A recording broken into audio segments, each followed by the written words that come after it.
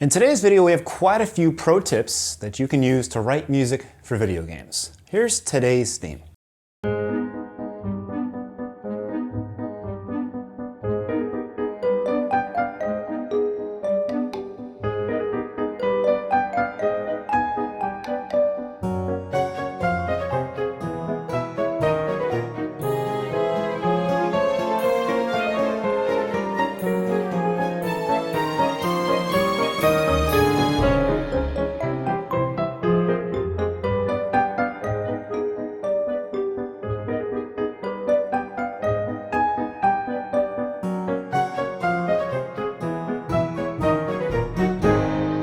We're going to talk about line cliches, upper structures, motivic development, extended dominance, and more. Listen to this progression.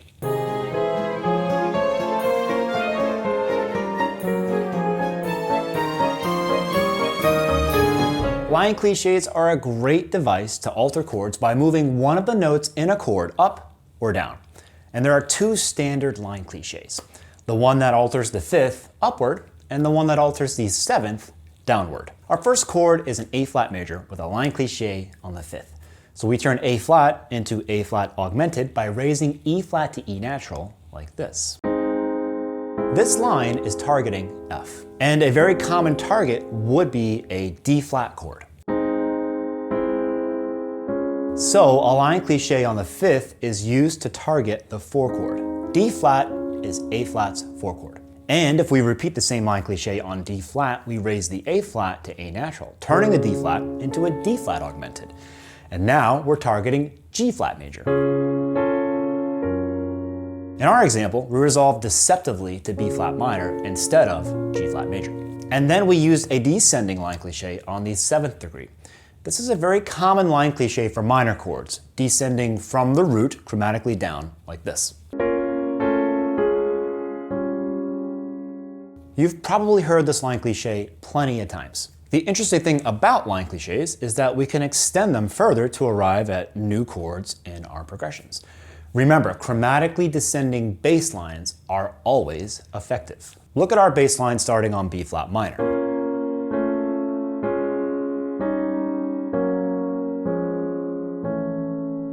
It's an entire descending line from B flat to E flat.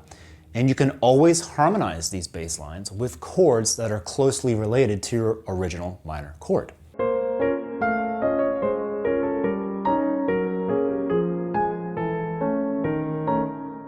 And that's exactly what we did in our example. Take a look at the next measures in our progression. As you can see, we're treating the bass line as a line cliche and adjusting the chords to make these bass notes work.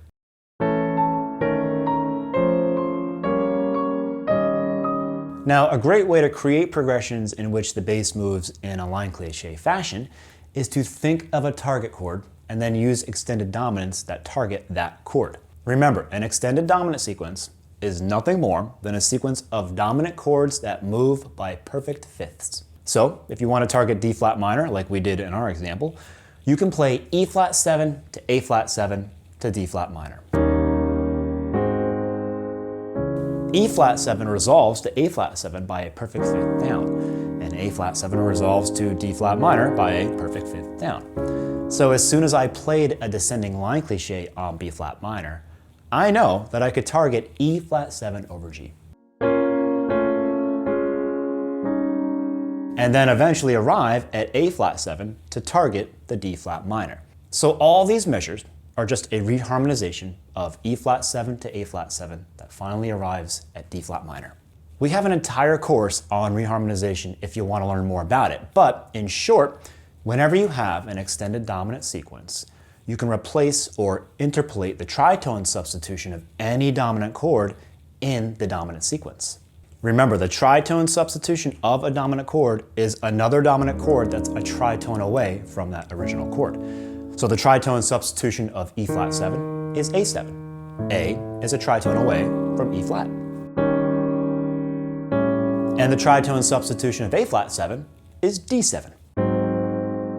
So in our E flat 7 to A flat 7 to D flat minor, I can replace E flat 7 with A7 and A flat 7 with D7.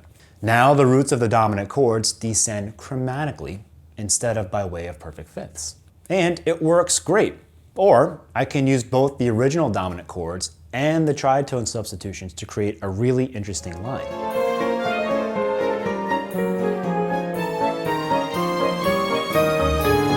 So I know this concept could be a bit confusing if you've never learned about extended dominants and tritone substitutions.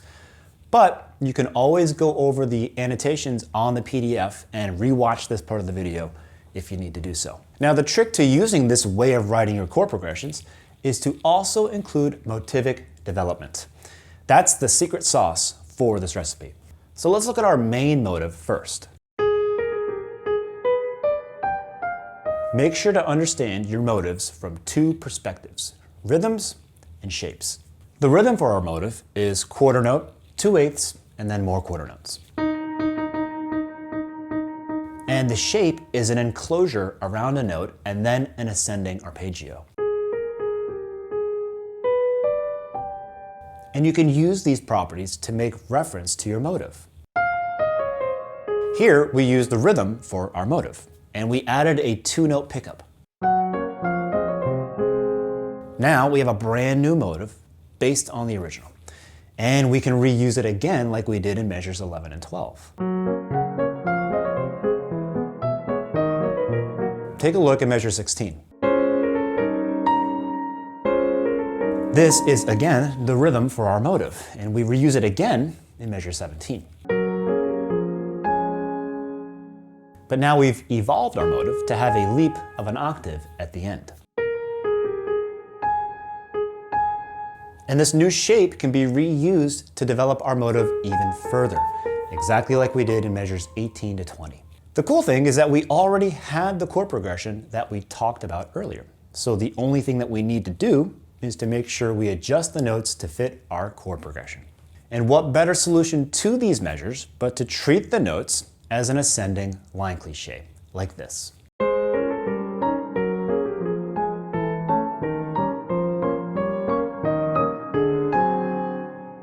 All of these variations of our initial motive are pretty easy to arrive at if you keep in mind what your motive is made out of. Now let's talk about the chords at the beginning of the song, A flat minor to G major. So sure, you could see this as a minor chord followed by a major chord a half step below.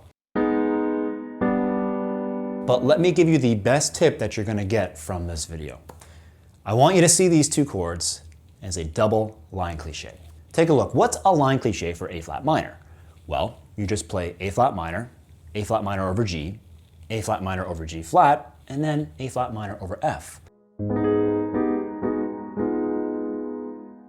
Or we can alter the fifth and play A flat minor and then A flat diminished. But if we move the two notes at the same time, we get a G major chord.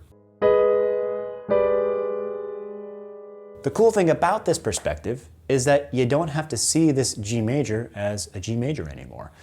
Now it's an A flat minor with a double line cliche. This will change the way you create your melodies because you're treating the G major as an A flat minor. Let me show you. Take a listen to this. Now listen to this example. This is our theme in A flat minor with single line cliches. But with double line cliches, it becomes this. Yes, in the score, I wrote A flat minor to G major so that it made sense when you read it, but it's not what I'm hearing. I'm hearing an A flat minor with altered notes. This approach allows you to keep your A flat minor perspective while you play a G major chord. And when you listen to the theme, you can feel the weirdness because the melody is coming from that perspective.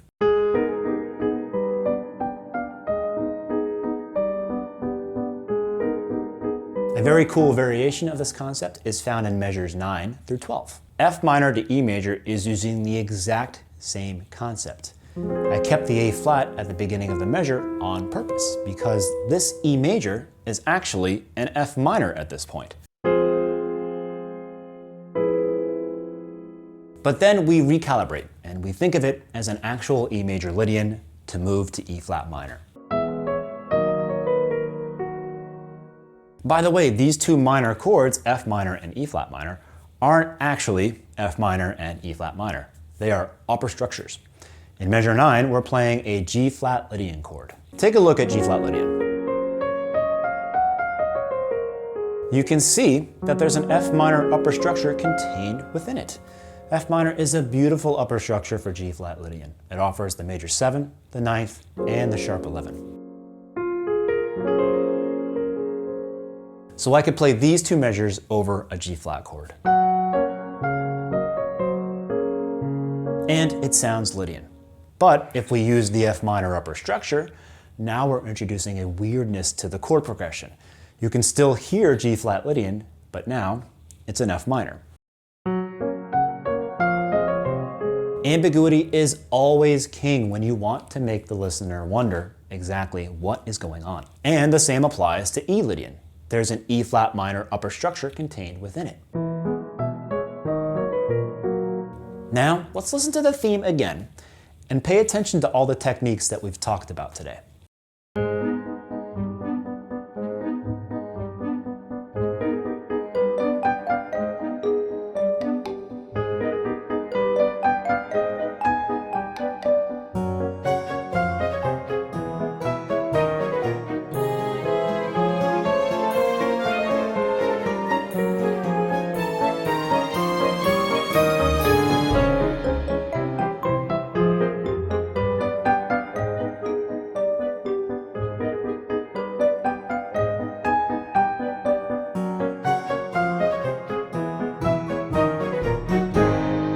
That was helpful. Thanks for joining us. I know this was a pretty dense video, but I wanted to give a few really interesting tips that you won't find anywhere else and will make your themes sound so much better and way more consistent.